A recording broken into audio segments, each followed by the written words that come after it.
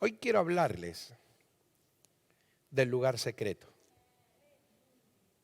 del tiempo de intimidad con Dios.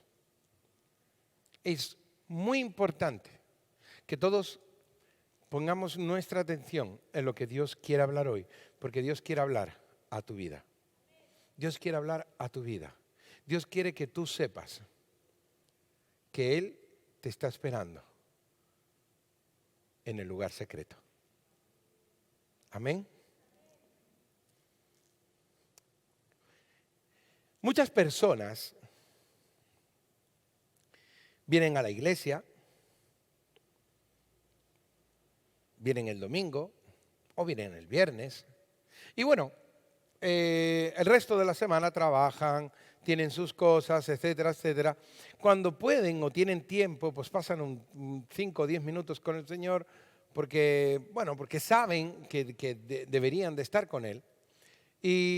Pero la semana se le va rápido porque están metidos en tantas cosas que muchos o se olvidan o no se dan cuenta o no tienen tiempo. Hasta que llega el día del culto en el cual vienen al culto religiosamente y está bien que vengan.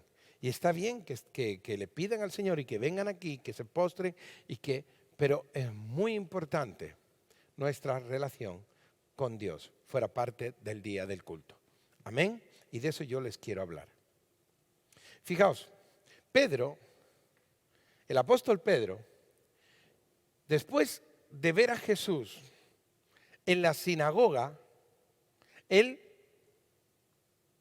después de ver los milagros que estaban sucediendo, de ver cómo sanaba a los enfermos, él cogió a Jesús y se lo llevó a su casa.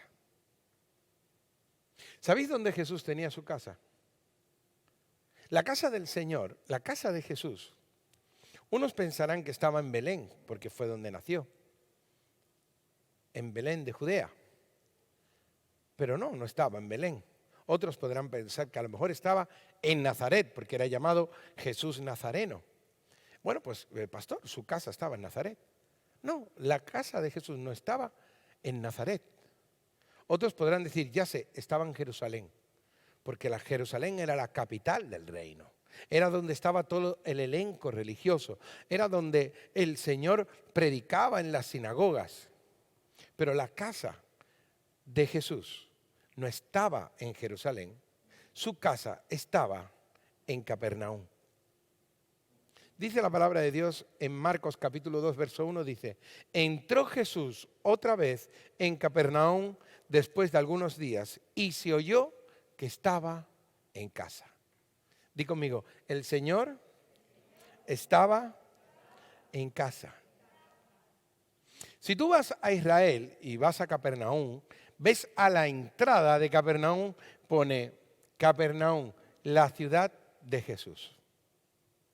Nosotros cuando estuvimos en Jerusalén, ¿cuántos de los que están aquí viajaron a Jerusalén con nosotros? Cuando fuimos a ver a Tibillosa, ¿cuántos viajaron? ¿Os acordáis cuando fuimos a Capernaum? ¿Qué ponían en la entrada de Capernaum? La ciudad de Jesús. Esa era la casa de Jesús. Pero ¿por qué Jesús llamó a Capernaum su ciudad y por qué Jesús hizo de Capernaum su casa?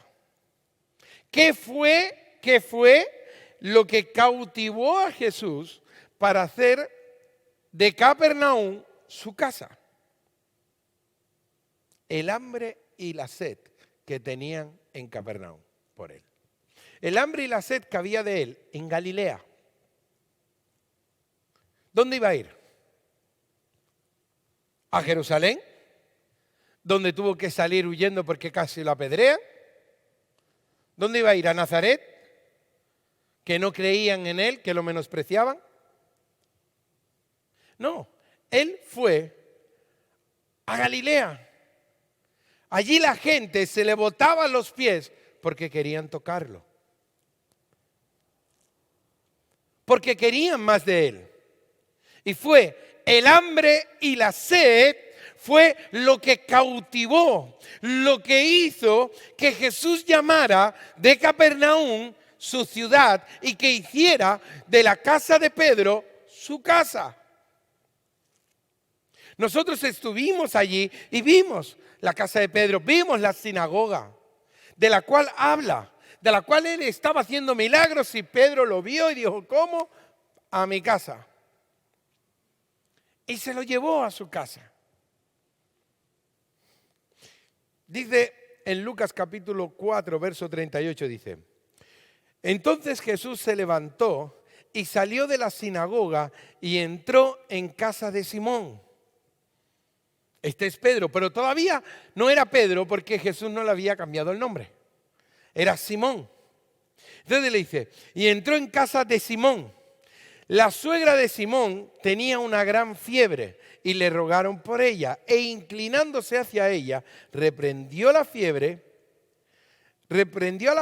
y la fiebre la dejó. Y levantándose ella al instante, le servía. De ese día en adelante, Jesús decidió hacer de ese lugar su residencia, de la casa de Pedro su residencia. Yo quiero que tú por un momento, por un segundo, tú te lo imagines. Imagínate que tú coges al Señor y te lo llevas a tu casa. A Jesús, a tu casa.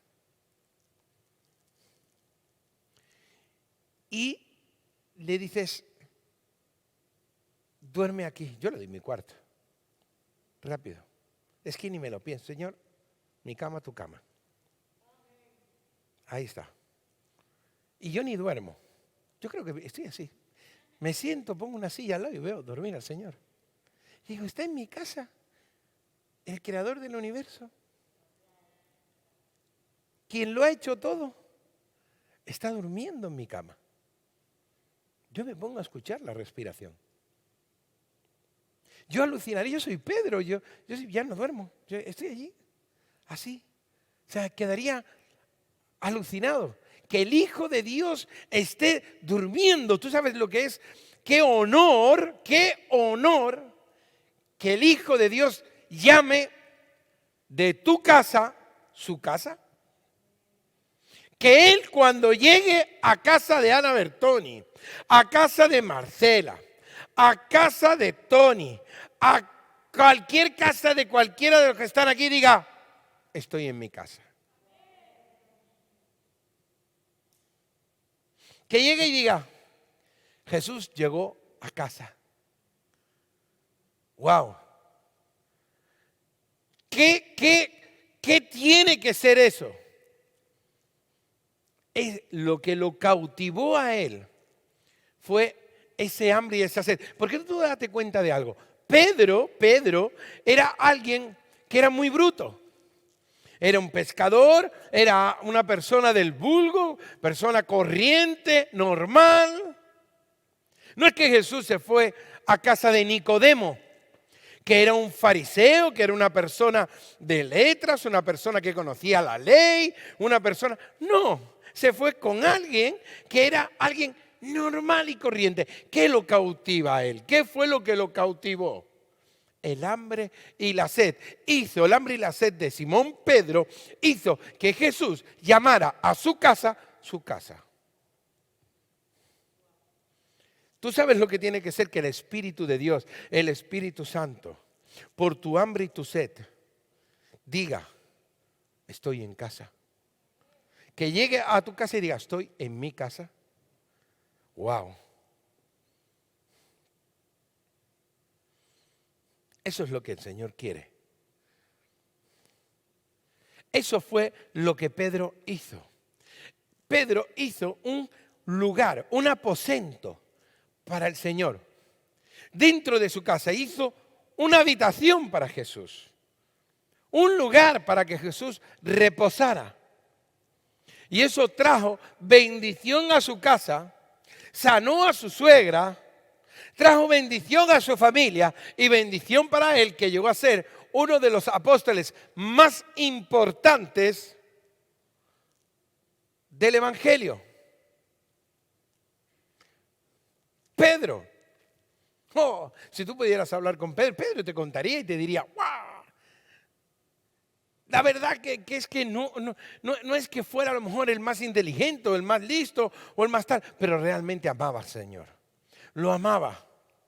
¿Sabes? Y eso hizo que inclusive cuando lo negó, que Jesús le preguntase y le dijera, Pedro, ¿me amas? Sí, Señor, tú sabes que te amo. Pedro, ¿me amas? Que tuviera esa conversación con el Señor y que el Señor le dijera, pastorea mis ovejas. ¿Qué relación tenía Pedro con el Señor? Era una relación ya de tiempo, de tiempo. Ya había estado durmiendo en su casa, él había hecho su residencia en su casa, caminaban juntos, iban juntos, los apóstoles empezaron a sumarse al círculo del Señor, ¿verdad? Y Pedro vivió todo eso con el Señor, todo eso. Después, cuando el Espíritu Santo viene y él es ungido y comienza a predicar la palabra, Pedro se hace una persona importantísima y una persona que amaba al Señor, que amaba al Espíritu de Dios. Porque él sabía lo que era tener intimidad con él. Había una mujer en el Antiguo Testamento, una sunamita, que ella era una mujer que tenía hambre y sed de Dios. Dice la palabra de Dios en Segunda de Reyes, capítulo 8, Segunda de Reyes, capítulo 4, verso del 8 al 11, dice, aconteció también que un día pasaba Eliseo por Sunem, y había allí una mujer importante que le invitaba insistentemente a que comiese. Y cuando él pasaba por allí, venía a la casa de ella a comer, y ella dijo a su marido, he aquí ahora yo entiendo que este que siempre pasa por nuestra casa es varón santo de Dios. Yo te ruego que hagamos un pequeño aposento de paredes y pongamos allí una cama, una mesa, silla y candelero para que cuando él viniera a nosotros se quede en él. Y aconteció que un día vino él por allí y se quedó en aquel aposento y allí durmió.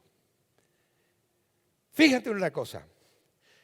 La Biblia habla de que cada vez que Eliseo pasaba por allí, ella lo invitaba. ¿Cómo lo invitaba? Insistentemente a comer. Insistentemente. Ella no se quedaba con un no. Ella no es que a lo mejor Eliseo le daba una excusa, le decía, no, mira, ¿sabes qué? Es que tengo que ir más adelante. Pero ella era insistente, ella insistía. Ella no se quedaba con un no. Ella no decía, no, es que, bueno, pues mira, me ha dicho que no. No, es que no siento nada. Es que no recibo nada. No, era insistente. Di conmigo, insistente. Hay que ser insistente. Insiste, pelea la bendición. Así que ella era insistente. Entonces, él venía y comía. Y estaba allí, y claro, lo que pasa en cualquier almuerzo, cuando te invitan, ¿verdad? Las personas que están en la casa, pues tú compartes, estás compartiendo con ellos. Y estás 2 horitas, 2 horas y media, pues lo que tardas en comer, esto, aquello, el postre, la sobremesa, etcétera. Si te tomas un café, esto, aquello, tú sabes, ¿no? Se alarga.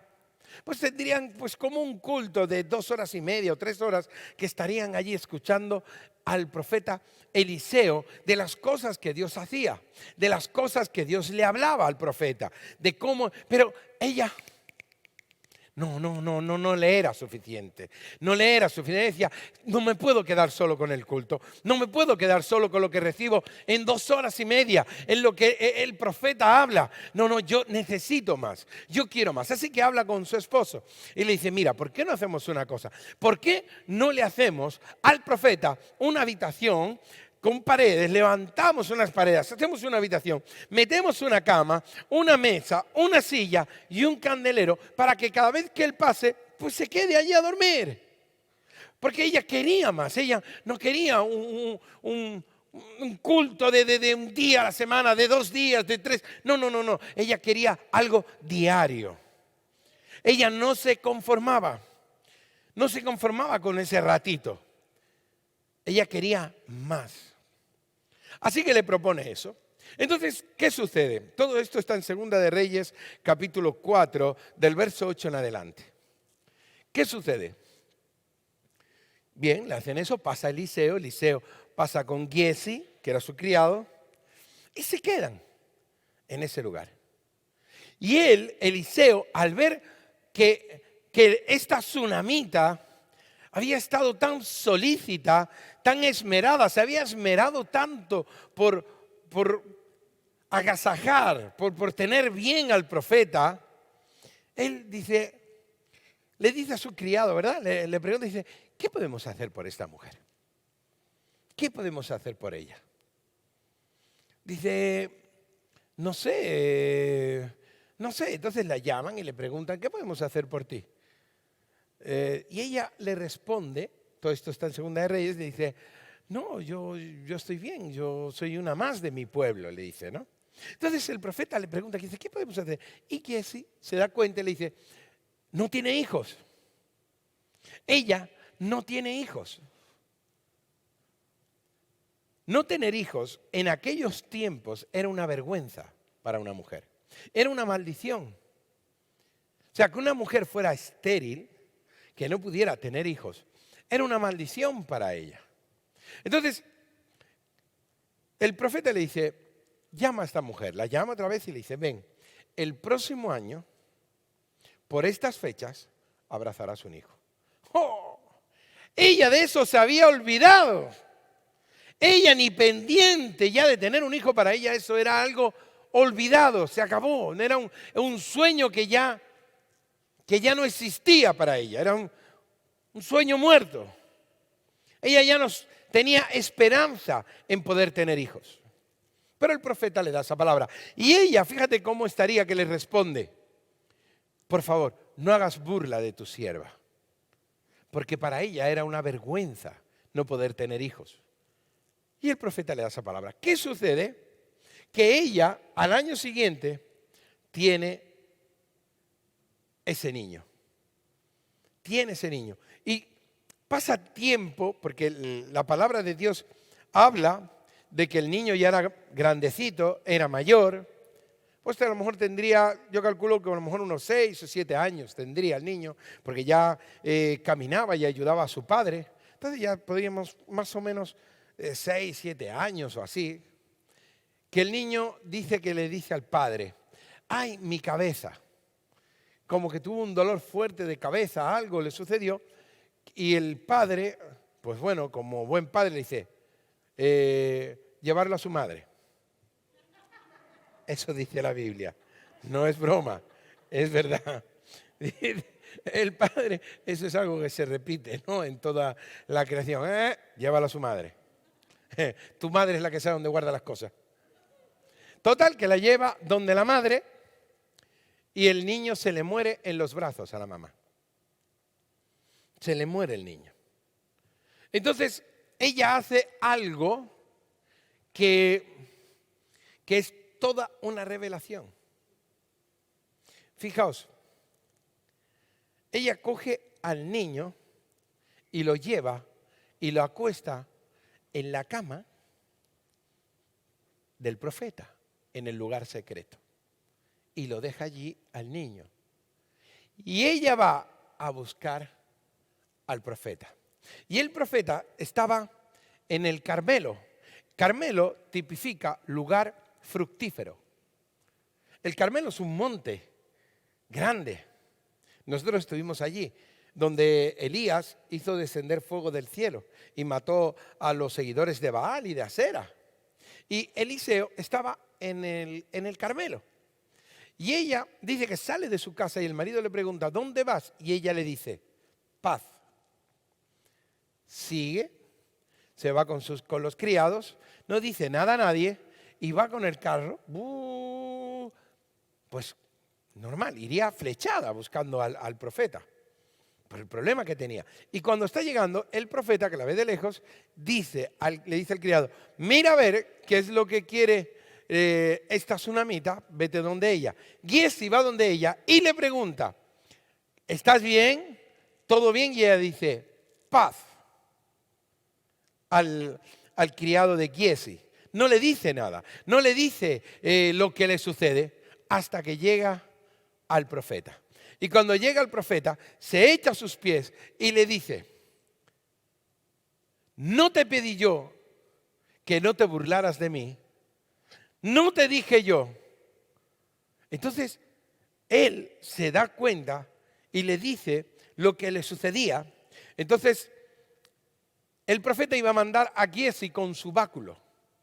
Y hay una palabra que le dice la tsunamita. Y es: vive Jehová y vive tu alma, que no te dejaré. Eso es algo que ella aprendió del profeta Elías. Porque era lo mismo que el profeta Elías le dijo al profeta Eliseo. El día que iba a ser ungido, y Eliseo le decía: quédate aquí, que tengo que ir.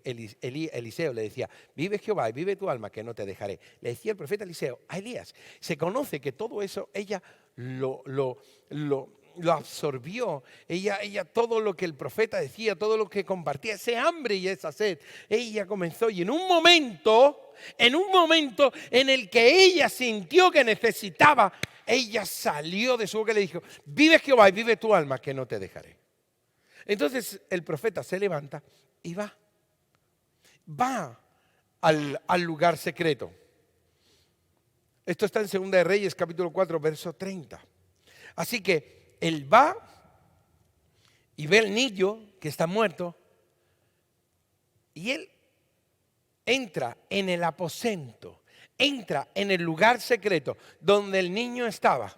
Y dice la Biblia que él se acuesta sobre él como 7 veces, y a la 7ª el niño estornuda y se levanta y manda llevar al niño con su mamá. O sea, resucitó. Aquel sueño que ella daba por perdido, aquel sueño que ella ya no tenía esperanza, ese sueño lo resucitó. Yo no sé cuál es el sueño que tú tienes. No sé qué es lo que por tanto tiempo has estado esperando, del cual ya no tenías ninguna esperanza. Pero déjame decirte algo. Nuestro Dios es un Dios experto en resucitar sueños muertos. En resucitar sueños que tú ya diste por perdidos. En darte aquello que ya no esperabas. Porque Dios es un Dios de lo inesperado. Es un Dios de cuando tú ya no crees, cuando ya tú piensas que no, que se acabó. Ahí es cuando realmente va a aparecer y tú le vas a dar la gloria a Dios. Amén. Así que nunca des nada por perdido. Porque Dios es un Dios que resucita los sueños muertos. Amén. Nada por perdido. No, es que tú no conoces, mis hijos están... No importa. El sueño que tú tuviste de que tus hijos estarían en el ministerio, ellos estarían sirviendo al Señor, ese sueño todavía está por cumplirse. No te preocupes. ¿Por qué? Porque Dios es un Dios que resucita los sueños muertos. Amén. Nada es imposible para Dios. Nada. Así que Eliseo revive el niño, o sea, el niño resucita, etcétera, etcétera. Y se va, pero iba a venir un gran juicio sobre la nación de Israel. Una hambruna terrible. 7 años de la peor escasez. Así que el profeta Eliseo va donde la tsunamita y la advierte. Esto está en 2 de Reyes, capítulo 8, verso del 1 al 2. Dice: habló Eliseo a aquella mujer a cuyo hijo él había hecho vivir, diciendo: levántate, vete tú y toda tu casa a vivir donde puedas, porque Jehová ha llamado el hambre, la cual vendrá sobre la tierra por 7 años. Entonces la mujer se levantó e hizo como el varón de Dios le dijo, y se fue ella con su familia y vivió en tierra de los filisteos 7 años. Le advirtió de un juicio que estaba por venir. Había un juicio que iba a venir. Había un decreto de parte de Dios para toda una nación que se había vuelto en contra de Dios, que era idólatra. Pero el profeta va donde esta tsunamita y le advierte, le dice: vete, porque hay un juicio que viene sobre esta nación de hambruna y durará 7 años. Así que vete donde puedas, vete, pero vete porque la nación va a sufrir. Entonces ella agarra a su marido, su hijo, y se van a tierra de los filisteos. 7 años, se van allí. Y vino una gran hambruna sobre la tierra. Pero ella es resguardada. Después de 7 años, ella vuelve. Dice en 2 Reyes capítulo 8, verso 3 al 6, dice: y cuando habían pasado los 7 años, la mujer volvió de la tierra de los filisteos. Después salió para implorar al rey por su casa y por sus tierras. Eran 7 años, ella se había ido, había abandonado, se había ido. Y había el rey hablado con Giezi, criado del varón de Dios, diciéndole: te ruego que me cuentes todas las maravillas que ha hecho Eliseo. Y mientras él estaba contando al rey cómo había hecho vivir a un muerto, he aquí que la mujer a cuyo hijo él había hecho vivir vino para implorar al rey por su casa y por sus tierras. Entonces dijo Giezi: rey, señor mío, esta es la mujer y este es su hijo, al cual Eliseo hizo vivir. Y preguntando el rey a la mujer, ella se lo contó. Entonces el rey ordenó a un oficial, al cual dijo: hazle devolver todas las cosas que eran suyas y todos los frutos de sus tierras desde el día que dejó el país hasta ahora.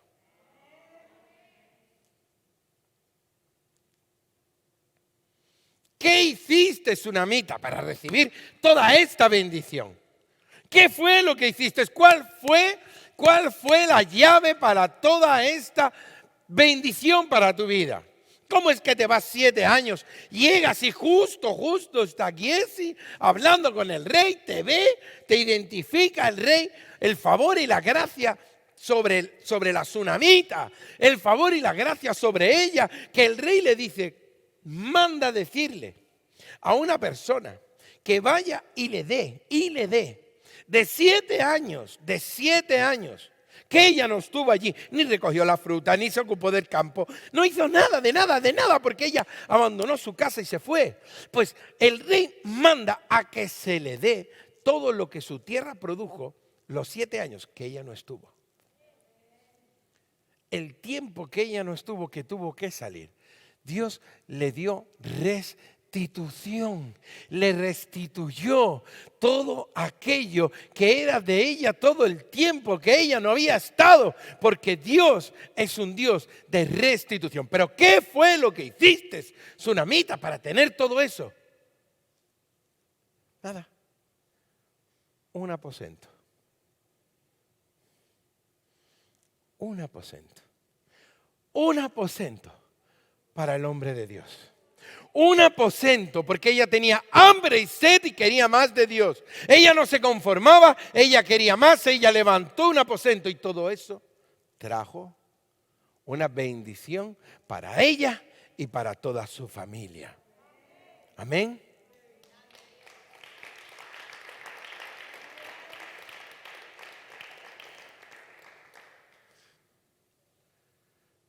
¿Sabéis dónde empezó el avivamiento? Cuando el Señor Jesús fue llamado arriba y Él subió a los cielos y dijo: yo me voy, mas no os dejaré huérfanos, enviaré a otro consolador, al Espíritu de verdad. Él estará con vosotros. ¿Sabéis cuándo recibieron ellos esa unción? Ese avivamiento que vino sobre todos ellos y comenzaron a hablar en otras lenguas y comenzaron a tener toda esa llenura. ¿Sabes dónde fue? No fue en la iglesia, o sea, no fue en el templo, no fue en la calle, no fue en el aposento alto. En el aposento alto. Estaban todos allí unánimes orando, dice la Biblia. Allí estaban. Y dice que vino como un viento recio. Vino el Espíritu Santo como un viento recio. Y la casa tembló y todos fueron llenos del Espíritu Santo. Y comenzó un mover tremendo. Y a partir de ahí la iglesia conquistó las naciones. Todo lo que nosotros estamos viviendo hoy aquí es producto de que el Señor mandó al Espíritu de Dios. Pero habían personas que estaban esperando allí. ¿Dónde? ¿Dónde estaban esperando? En el aposento alto. Cuando tú lo esperas, cuando tú estás allí, cuando tú estás en el aposento alto, amigo, tú no sabes lo que va a suceder en tu casa. Tú no sabes lo que va a suceder en tu familia. Pero va a venir el Espíritu de Dios como un viento recio a tu casa, a tu familia, a tu vida.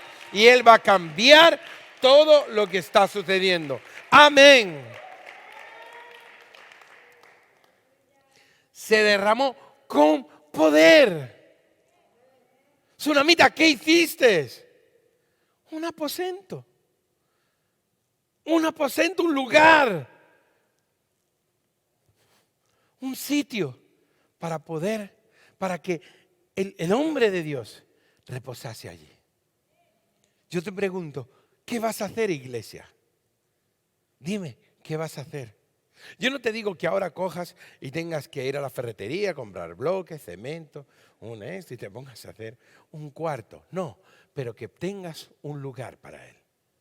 Puede ser tu cuarto, puede ser el armario, puede ser, qué sé yo, un sitio, el garaje, no lo sé, un lugar en el que tú puedas estar tranquilo o tranquila, sin que te molesten, y puedas orar, y puedas tener comunión con Él. Porque eso es lo que va a marcar la diferencia. Cuando comiences a tener ese hambre y esa sed por Dios, y comiences a buscarlo a Él. Mirad, hay un montón de cosas en la vida. Satanás también se va a ocupar de entretenerte un montón, con un montón de cosas.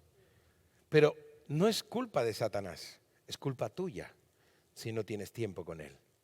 Satanás no tiene la culpa, Satanás te puede entretener. Otra cosa es que tú te dejes entretener.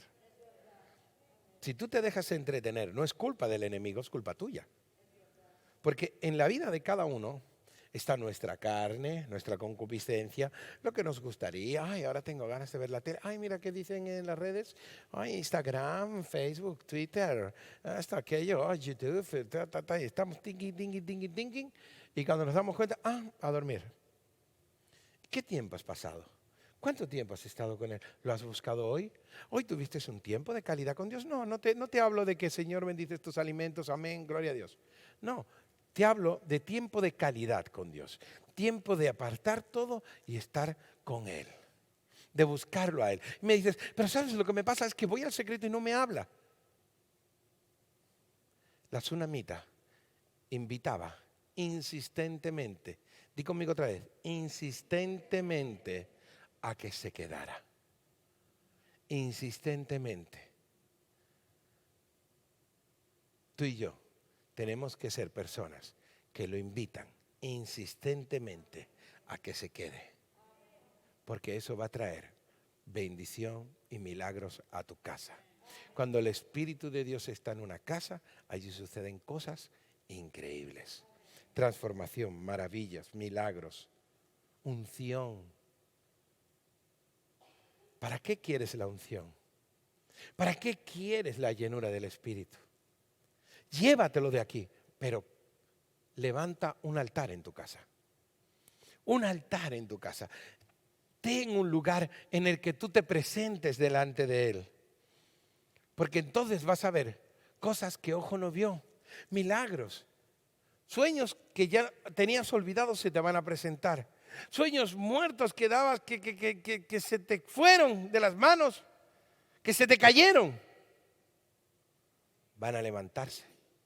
Porque Dios es un Dios que resucita sueños. Amén. Vas a ver cosas que perdiste o que diste por perdidas, volver a tu vida. Porque Dios es un Dios de restitución. Pero todo eso viene si tú hoy tú te planteas retomar el lugar secreto. El Señor me ha dicho que me ha dado como visión de lugares que eran preciosos, donde las personas, porque a mí me lo mostró así como lugares, ¿sabes? Adornados, bonitos, lugares en los que se ve que como que la presencia de Dios estaba, y la gente estaba ahí, pero ahora ya no está. Ahora veo ese mismo lugar, pero como con telarañas, como abandonado, como en un sitio que tiene la puerta cerrada y llevas tiempo sin entrar. Y el Señor dentro de esa habitación esperando. Hoy vendrá, hoy seguro que viene. Hoy vendrá, hoy vendrá. Esta mañana cuando se levantó me prometió que iba a estar conmigo. Pero pasa un día y dice el Señor, bueno, hoy no ha podido, ha tenido mucho trabajo, estaba cansada. Bueno, vale, mañana seguro que viene. Mañana seguro que viene, porque me lo prometió, ella va a estar aquí. Ella viene. Pero por una cosa, por otra, tampoco pudo. Y el Señor está allí esperándote. Porque Él ama estar contigo. Él ama. Tú sabes que Él nos creó para tener una relación con Él. Adán tenía una relación con Dios. Caminaban juntos por el Edén. Caminaban, hablaban. Era lo normal. Para eso fuimos creados. Para caminar con Dios, para hablar con Dios. Ellos, Adán y Eva, hablaban con Dios, caminaban con Dios. Pero el pecado entró y hizo división entre Dios y los hombres. Pero lo original, lo que Dios creó, lo que Dios fundó en un principio era tener una comunión, una relación personal contigo y conmigo. Porque así fue creado Adán. Lo podéis ver en el Génesis. Y si veis todos los hombres de Dios que están en la Biblia, todos ellos tenían una relación con Dios. Abraham, Noé, imagínate Noé. ¿No tendría que tener ese hombre una relación con Dios para construir un barco en medio del desierto? Tendría que estar muy claro para hacer tremenda cosa. Pero fíjate cómo Dios lo respalda, como un diluvio. El que se salvó fue él y su familia, y el resto murieron ahogados. Es importantísimo. Después de recibir a Jesús como tu Señor y Salvador, lo siguiente más importante es tu relación con Dios, porque es lo que va a marcar tu futuro. Amén. Suba la alabanza.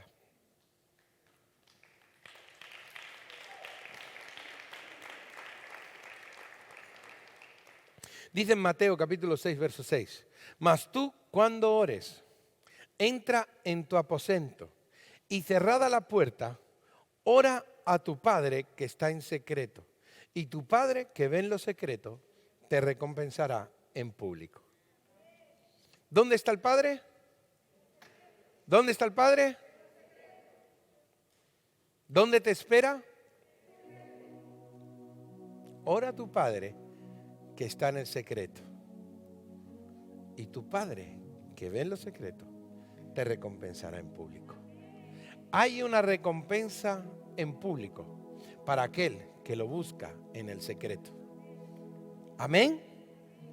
Di conmigo, hay una recompensa en el público para aquel que lo busca en el secreto.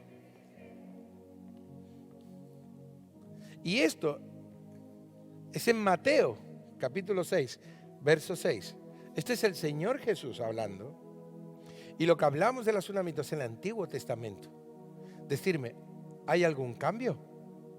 Ninguno. Es el mismo patrón. Lo único que cambia es tu búsqueda. ¿Qué vas a hacer?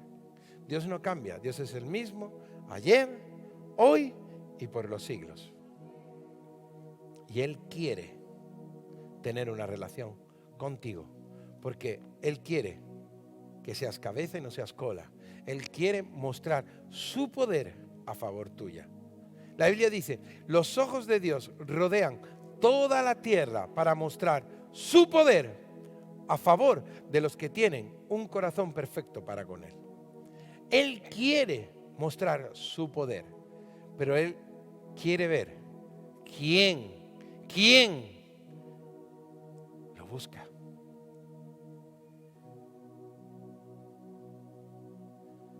Hay un texto que dice, todas estas, porque habla de ganado. Dice, ¿para quién es toda esta bendición? Dice, para aquellos que lo buscaron, o para aquellos que me buscaron. Habla de una majada de vacas y de ovejas. Cuando habla de majada de vacas, es un montón de ganado, un montón de vacas, un montón de ovejas, porque es lo que en ese tiempo era lo que funcionaba. O sea, la ganadería era lo que daba dinero. La ganadería. Y cuando habla de una importante majada de vacas y de ovejas, está hablando de algo sobreabundante. Dice, ¿y para quién es toda esta sobreabundancia? ¿Para aquel que me buscó? Oh, para aquel que me buscó. Hay una bendición para el que lo busca, para el que tiene hambre y sed de Dios. Vamos a ponernos de pie, ¿sí? Y quiero que tú seas sincero con Dios, no conmigo. Hombre, si eres sincero conmigo, mejor, no me mientas. Pero que seas sincero con Dios. Dios conoce tu corazón. Así que es inútil que le digas lo contrario al Señor, ¿verdad? Es inútil. Te puedes mentir a ti mismo, pero no mentirle a Dios.